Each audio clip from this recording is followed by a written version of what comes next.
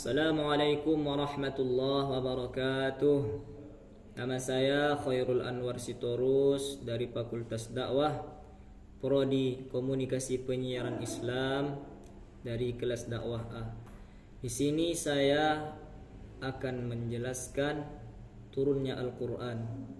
Allah Subhanahu wa taala menurunkan Al-Qur'an kepada nabi kita Nabi Muhammad sallallahu alaihi wasallam untuk membimbing manusia. Turunnya Al-Qur'an merupakan peristiwa besar sekaligus menyatakan kedudukannya bagi penghuni langit dan bumi. Turunnya Al-Qur'an ada dua versi. Versi yang pertama, Al-Qur'an turun pada malam Lailatul Qadar, merupakan pemberitahuan kepada alam samawi yang dihuni para malaikat tentang kemuliaan umat Nabi Muhammad. Turunnya yang kedua kali, Al-Qur'an turun secara bertahap-tahap. Turunnya Al-Qur'an yang kedua kali secara bertahap. Berbeda dengan kitab-kitab yang sebelumnya, sangat mengejutkan orang dan menimbulkan keraguan terhadapnya sebelum jelas bagi mereka rahasia hikmah ilahi yang ada di balik itu. Turunnya Al-Qur'an sekaligus Allah Subhanahu wa taala berfirman, A'udzu billahi minasy syaithanir rajim. Syahrul Ramadan alladzi unzila fihi al-Qur'an hudan lin-nasi wa bayyinatin minal huda wal furqan.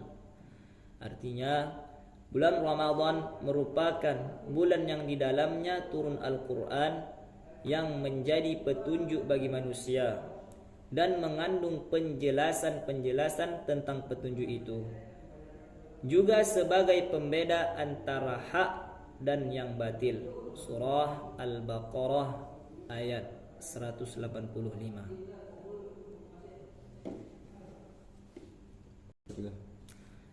Dan turunnya Al-Qur'an secara bertahap. Allah Subhanahu wa taala berfirman, A'udzu billahi minasy syaithanir rajim. Wa innahu latanzilu rabbil alamin. Nazala bihi ar-ruhul amin. Ala qalbika litakuna minal munzirin. Bilisanin Arabiyyin mubin.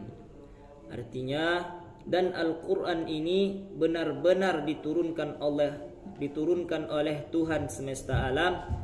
Dia dibawa oleh Ar-Ruhul Amin, yaitu Jibril, ke dalam hatimu Muhammad, agar kamu menjadi salah seorang di antara orang-orang yang memberi peringatan dengan bahasa Arab yang jelas.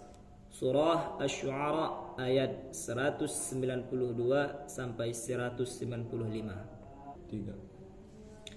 Selanjutnya, hikmah turunnya Al-Qur'an secara bertahap. Hikmah yang pertama, meneguhkan hati Rasulullah sallallahu alaihi wasallam. Hikmah yang kedua, tantangan dan mukjizat. Hikmah yang ketiga, memudahkan hafalan dan pemahamannya. Lanjut, hikmah yang keempat, relevan dengan peristiwa dan pentahapan penegakan hukum. Yang terakhir dari hikmah turunnya Al-Qur'an yaitu tanpa diragukan bahwa Al-Qur'an Al-Karim diturunkan dari sisi yang maha bijaksana dan maha terpuji. Berikut faedah turunnya Al-Quran secara bertahap dalam pendidikan dan pengajaran. Proses belajar mengajar itu berlandaskan dua asas. Satu, perhatian terhadap tingkat pemikiran siswa, pengembangan potensi akal, jiwa dan jasmaninya dengan metode yang dapat membawanya ke arah kebaikan dan keterbimbingan. Dalam hikmah turunnya Al-Quran secara bertahap itu, kita melihat adanya suatu metode yang berfaedah bagi kita dalam mengaplikasikan kedua asas tersebut, seperti yang kami sebutkan tadi. Sebab turunnya Al-Quran itu adalah meningkatkan pendidikan umat Islam secara bertahap dan bersifat alami untuk memperbaiki jiwa manusia. Di antara ayat-ayat Al-Quran yang turun pertama kali didapati perintah untuk membaca dan belajar dengan ayat tulis Iqra. A'udzu billahi minasy syaithanir rajim. Bismillahirrahmanirrahim. Iqra bismi rabbikal ladzi khalaq. Khalaqal insana min 'alaq.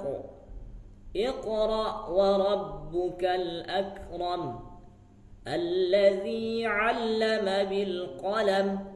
'Allamal insana ma lam ya'lam. Shadaqallahul azim. Sekian yang dapat Al-Faqir sampaikan. Mohon maaf atas segala kesalahan dan kekhilafan. Wabillahi taufik wa hidayah. Wassalamualaikum warahmatullahi wabarakatuh.